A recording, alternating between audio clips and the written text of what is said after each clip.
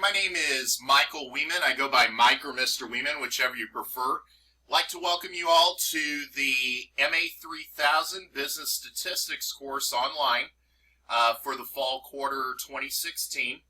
What I'd like to do here is I want to go through a series of housekeeping items that typically when a student first comes in has a lot of questions regarding how things flow as far as the class goes.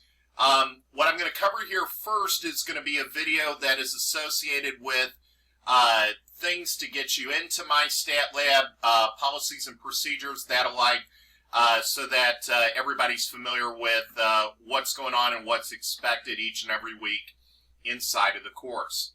Now, when you first come into the link inside of D2L, which is our online portal for the class, you're going to notice there's going to be a news section that's here. The news section is where I will post a series of updates as far as announcements, expectations, those types of things, updating you that I've graded things, updated as far as my availability, that alike. Those guys will show up inside of the news section, okay? Now, anytime I send something news, I will also send it to you via a private message as well, so you can check both places. But typically, if for some reason it doesn't show up inside your private message, inside the inbox, you can always come into the news section and take a look at it. So I'm going to go through a series of news items or announcements for the class so that everybody's aware of the expectations that will be going on. So anytime you want to see the complete list, all you have to do is click on news, and that should open up the entire list for us, okay? So first things first, that's the ugly mugshot that's there of your instructor. Surprised it didn't break the camera. However, just a welcome announcement showing you always ask questions. My benchmark as far as getting back with students is within 24 hours. Now, if you send something, say at 8 o'clock at night, odds are you may not get a response until the next morning. However, my benchmark is 24 hours with the exception of Saturday afternoons into Sunday. I typically facilitate my classes 6 days a week. The day that I typically take off is Sunday. So if you do send something late Saturday night or sometime into Sunday, you probably will not get a response until sometime Monday morning. So do keep that in mind. Next item that I want to mention is the Microsoft Office component. Inside of this class, we will be utilizing a product called My Stat Lab. My Stat Lab is going to be the location where you are going to be doing your homework as well as your computational quizzes for this class. We will be utilizing Microsoft Excel to help speed up the calculations that are involved inside of this course.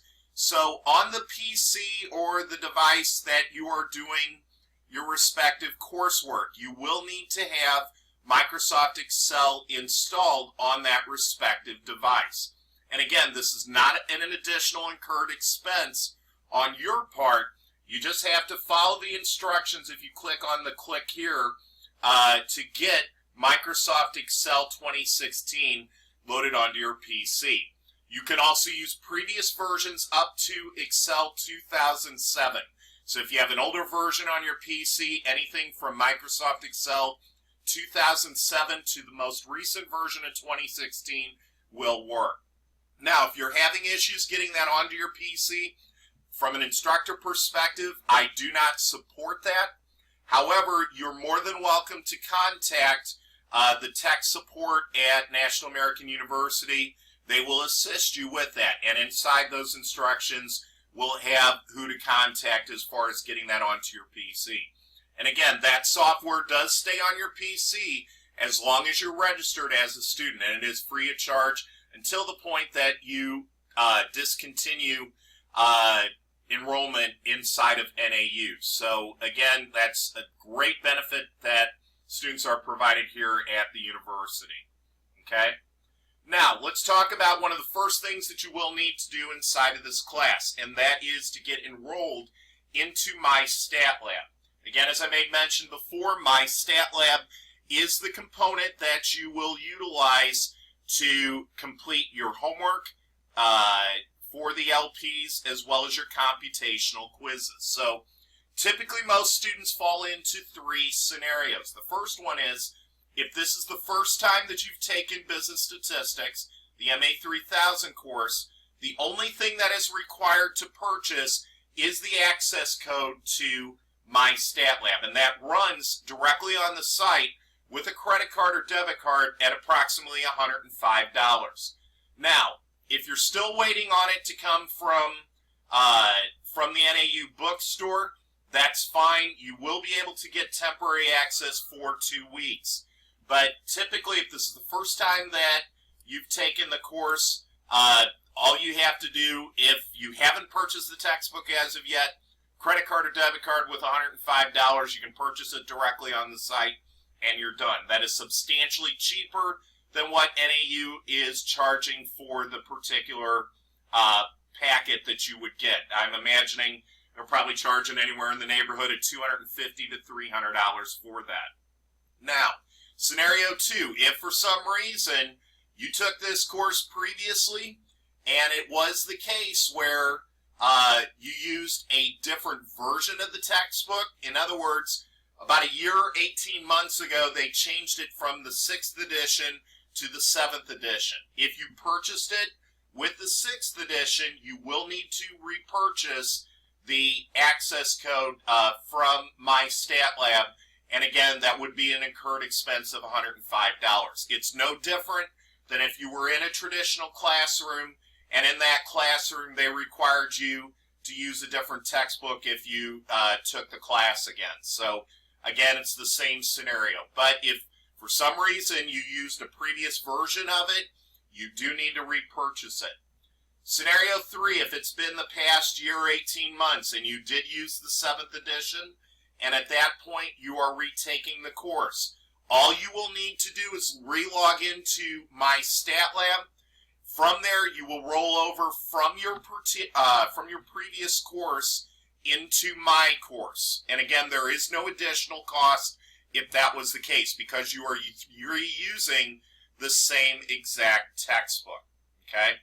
Now, if you're still waiting on the financial means, or you're waiting for it to come from the NAU bookstore, that's fine. Inside of that enrollment process, you can get temporary access for the first 2 weeks of the course. And again, there's no problem with that whatsoever. However, keep in mind, once that 2 weeks are up, you cannot complete anything inside of MyStatLab until you have paid for it, okay?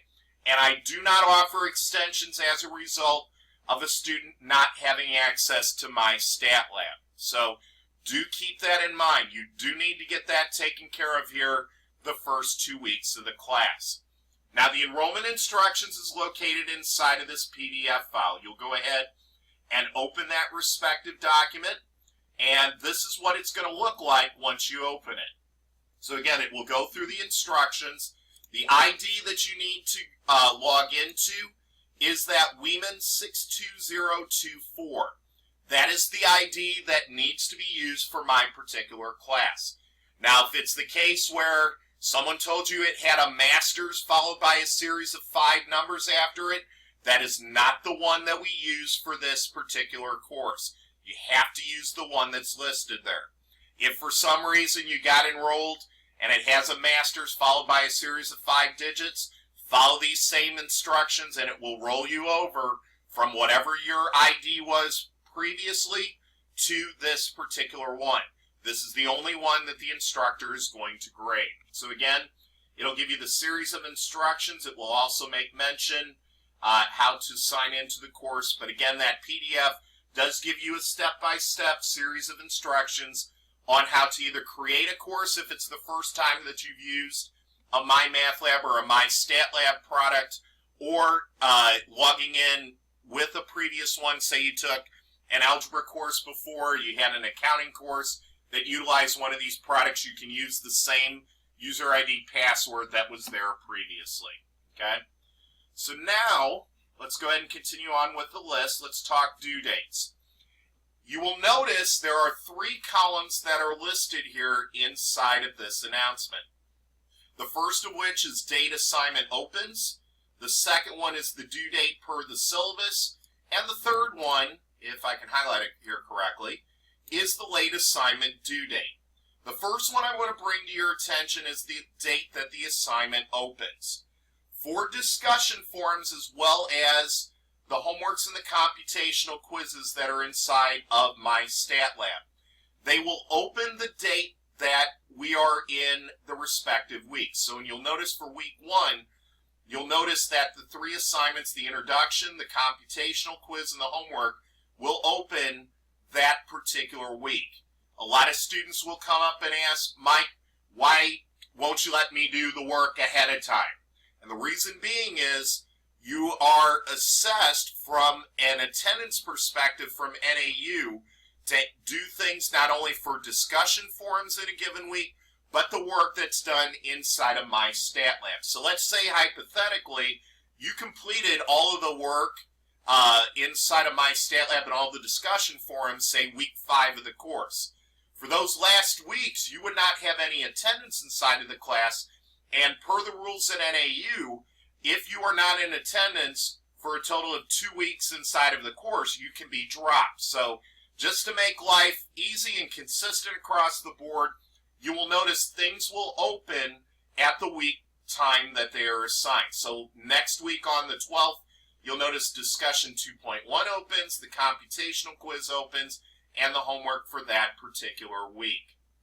You'll notice the second column that has listed this due date per the syllabus.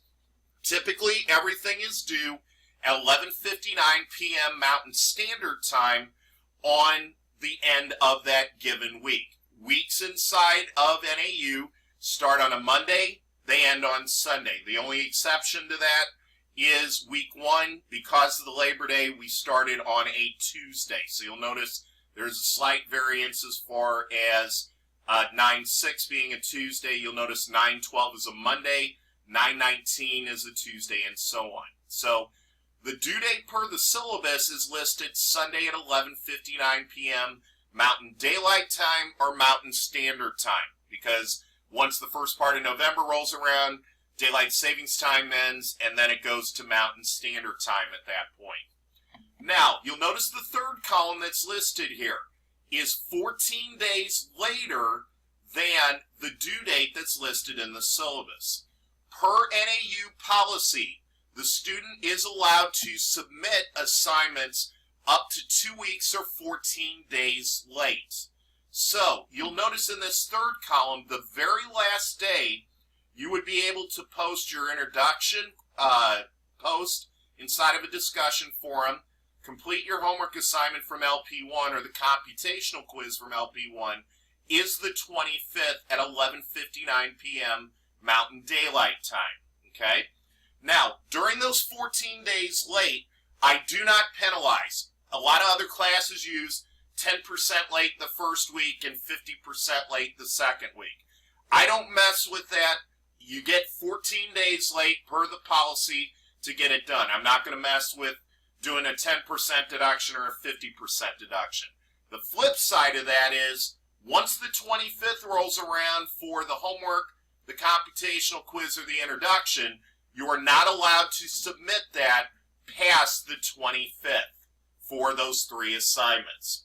So, once the 26th rolls around, don't send the instructor saying, hey, I ran out of time, because you were given what I call life happens time. That takes care of issues with significant other, your kids, your job, whatever the case may be. You're given that additional 14 days to complete the assignments.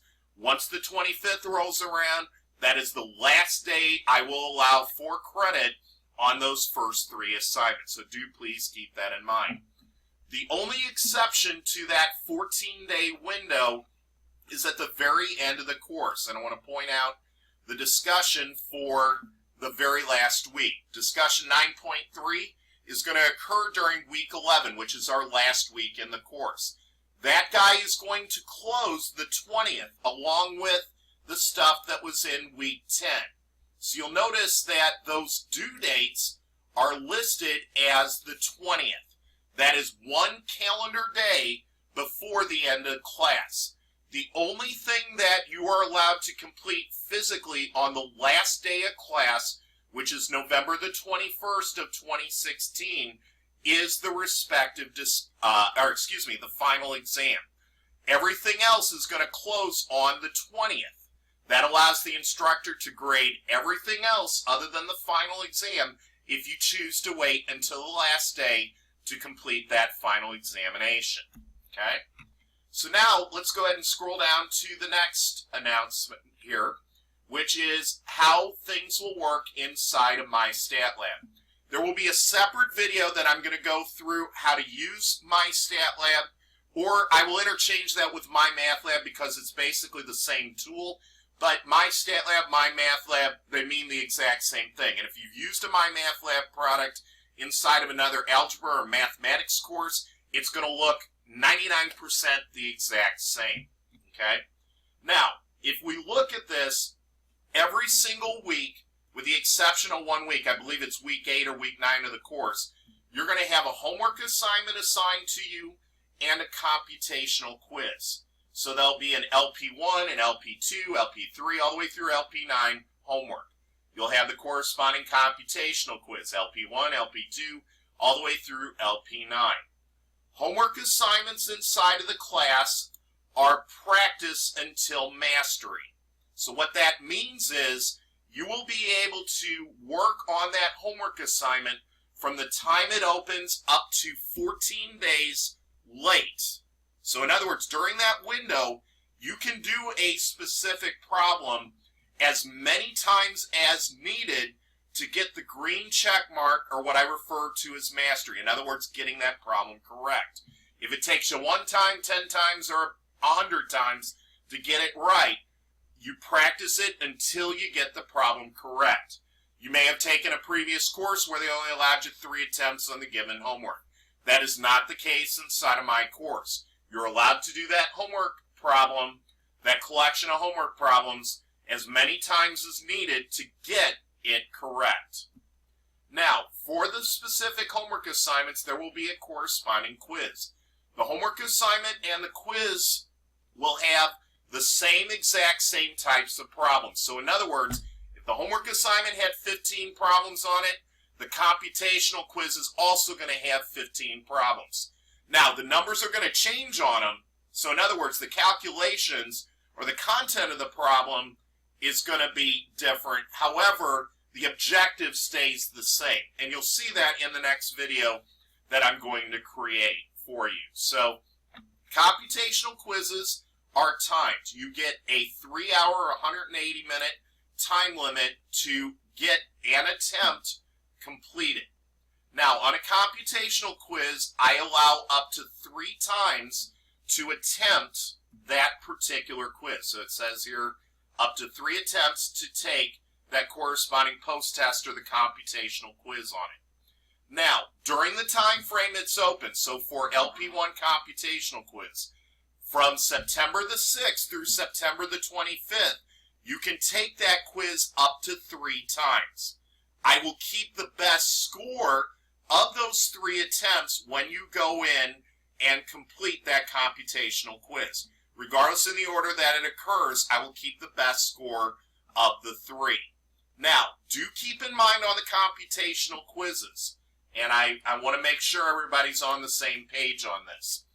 If you choose to wait until the 11th hour, you only get the amount of time up and until the late assignment due date.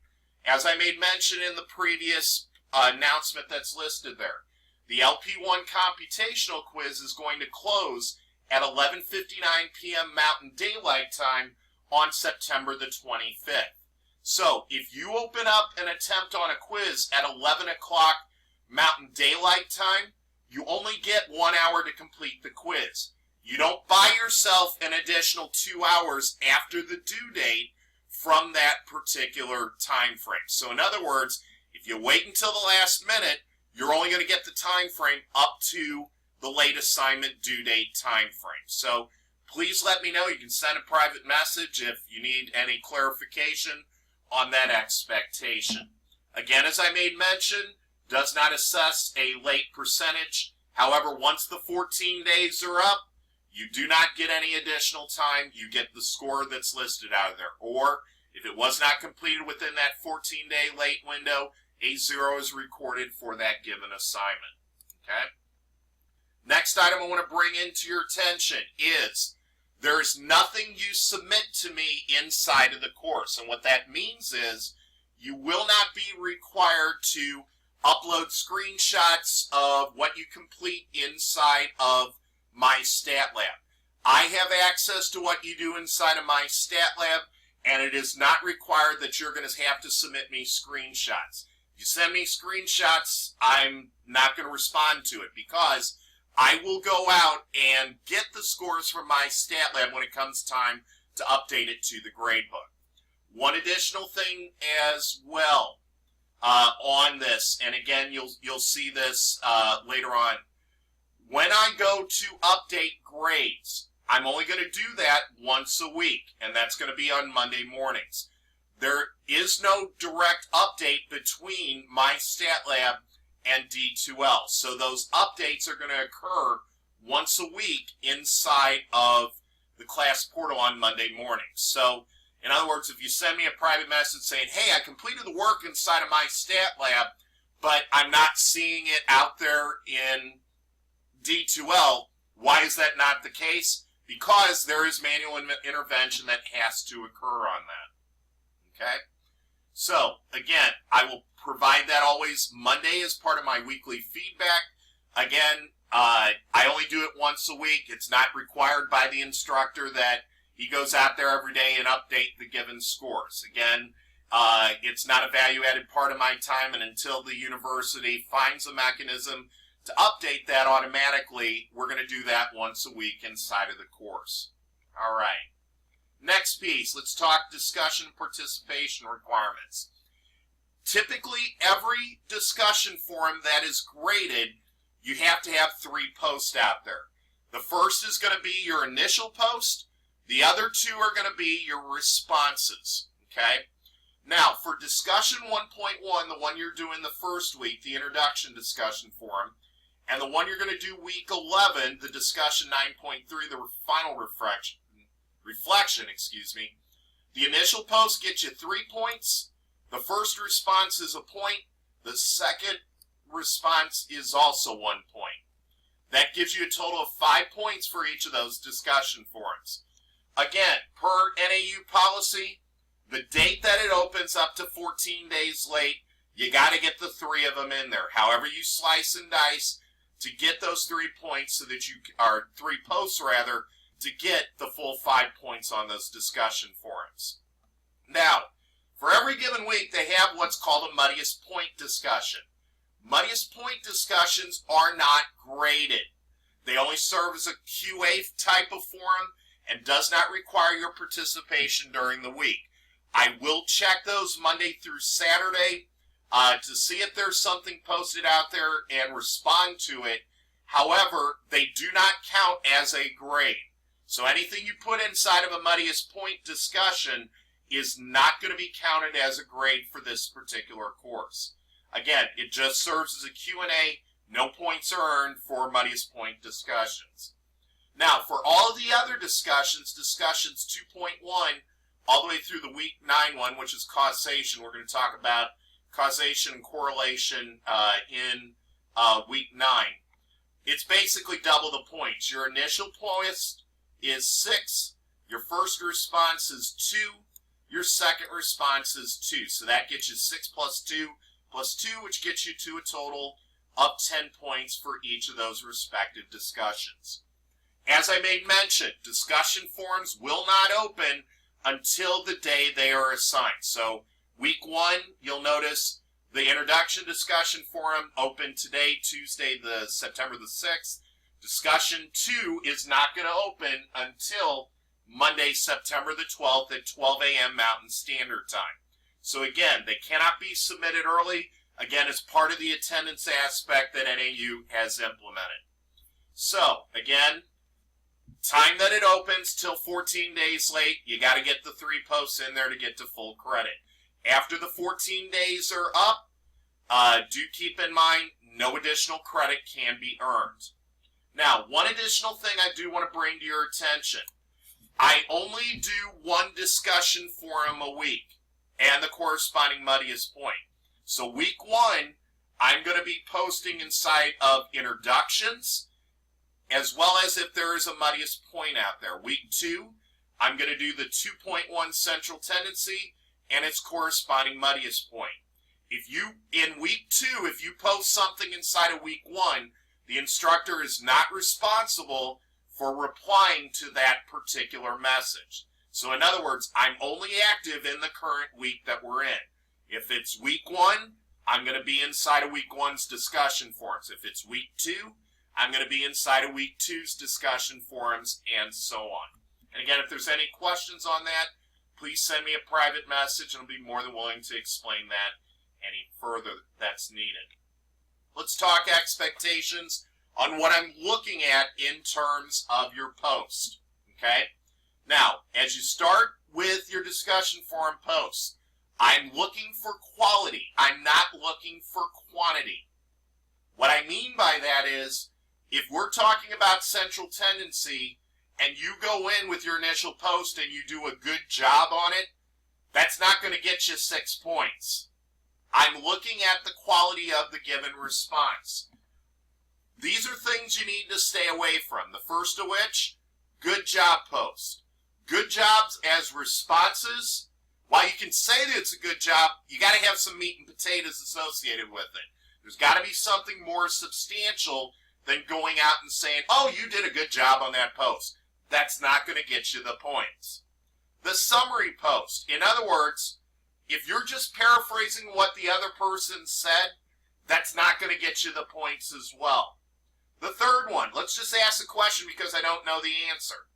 In other words, if you go out and say, hey, Mike, by the way, am I supposed to post in here? Again, not going to get you the post. Pasting a URL and saying, hey, I found some information out there is going to get you the points as well. Now, you can use the URL or the web link that's out there. However, you got to have something there that's going to warrant the points associated with it. Number 5, do not tell me your life happened stories inside of the discussion forums. I call this the issues with math. I haven't had a math course in 10 years, or I hate math. If those, again, will not get you the points associated with it. The next one, what I call the double dip. The double dip is, let's break it up into multiple parts so we can get the 3 posts for the given week.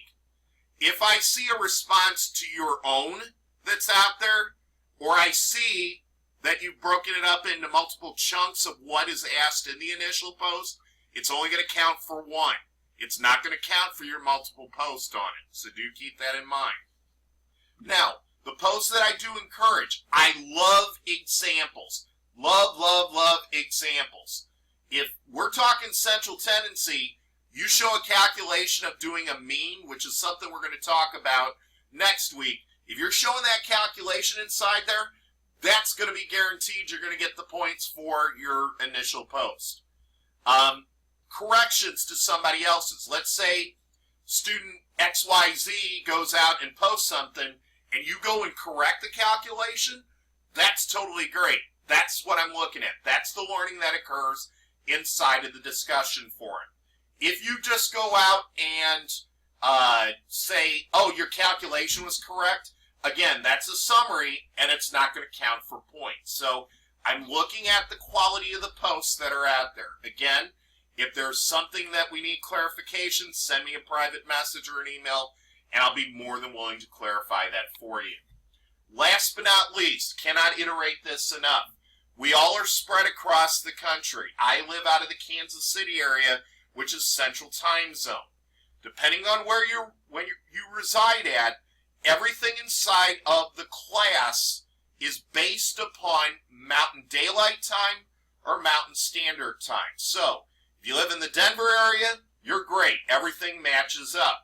If you live where I'm at, I'm an hour ahead of where it occurs. If I live on the East Coast, 2 hours.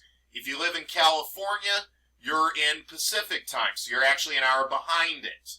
Now, if there's any questions on that, I do have this URL, this worldtimebuddy.com. You can go in, type in where you're located versus Rapid City, South Dakota, and you can compare what the difference in times are. I will not accept as an excuse that I didn't know that, hey, I live in New York and I didn't know about the time differential. This is your warning that is associated with that. In my next video that I will create, I'm going to go through my math lab. How do you go in and correct and work through my stat lab? And again, we'll walk through the underlying process of how to use my stat lab and to make that a successful experience. Thank you.